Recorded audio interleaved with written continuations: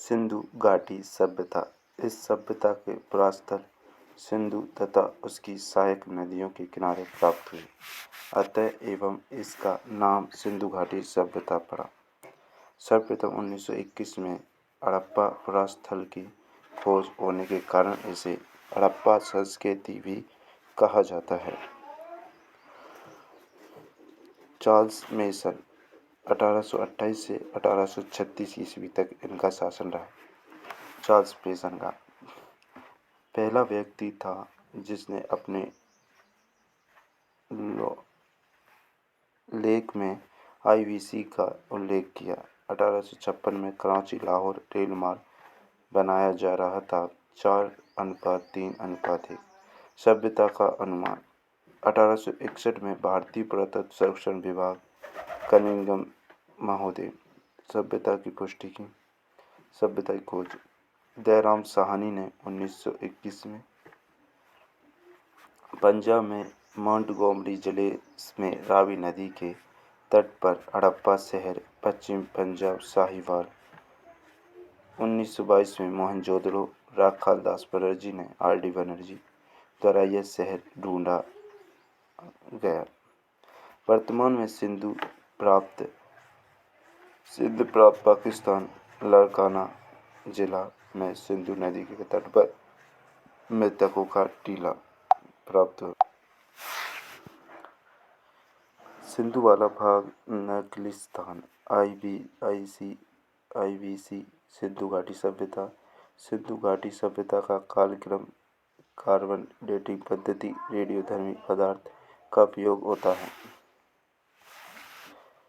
के अनुसार बीसी ईसा पूर्व ग्रेगोरियन कैलेंडर के अनुसार ईसा पर आधारित है। आईवीसी का विस्तार भारत, पाकिस्तान व अफगानिस्तान 3 देशों में। सिंधु नदी, तिब्बत, अरब सागर, सिंधु मैदानी प्रदेश। इस मैदानी प्रदेश के पुरास्थलों का आईवीसी चारों दिशाओं के बिंदु पाकिस्तान, पश्चिमी तट गेंडोर, बलूचिस्तान, पाकिस्तान 1600 किलोमीटर, पूर्वी आलमगीरपुर, यूपी, भारत, उत्तर बिंदु मांडा, कश्मीर, दक्षिणी दिमाबाद, महाराष्ट्र 1400 किलोमीटर।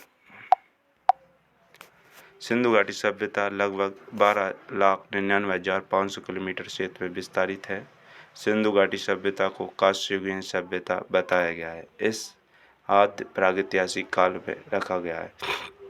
लेखन लिपि को समझा नहीं जा सका है। ब्रष्टोफेदन लिपि, चित्राक्षर शैली, भावाक्षर शैली। सिंधु घाटी सभ्यता नगरीय सभ्यता थी। यहाँ पर पक्के मकान मिले जो पक्की ईंटों से बने होते थे।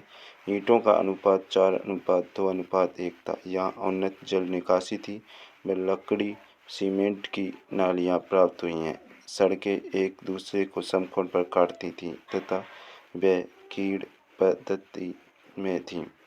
नगर को 2 भागों में बांटा गया, ऊपरी भाग, निचला भाग।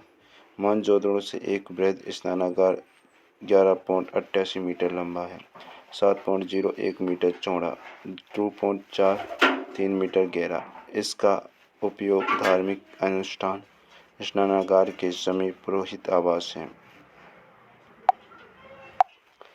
हड़प्पा में अन्नागार प्राप्त हुआ, 45.71 मीटर लंबा, 15.23 मीटर चौड़ा। सिंधु घाटी सभ्यता की सबसे विशाल इमारत में से कौन सी थी? तो बृहद स्नानागार, अन्नागार, पुरोहित दुर्ग आदि। हड़प्पा से प्राप्त सैंधव लोगों का सामाजिक जीवन। वे लोग सामान्यतः परिवार में रहते थे तथा परिवार मातृसत्तात्मक था। मातृसत्तात्मक, पितृसत्तात्मक। माता मुखिया, मातृसत्तात्मक। पिताजी मुखिया, पितृसत्तात्मक। लोग मनोरंजन प्रेमी थे। समाज कार्य के आधार पर 4 भागों में बटा था। विद्वान वर्ग, पुरोहित, ज्योतिष, जादूगर। व्यापारी वर्ग, व्यापारी, जुलाई, लोहार, सुनार आदि। युद्धि वर्ग, राजा तथा उसके सैनिक, मजदूर वर्ग, सैनिक वर्ग।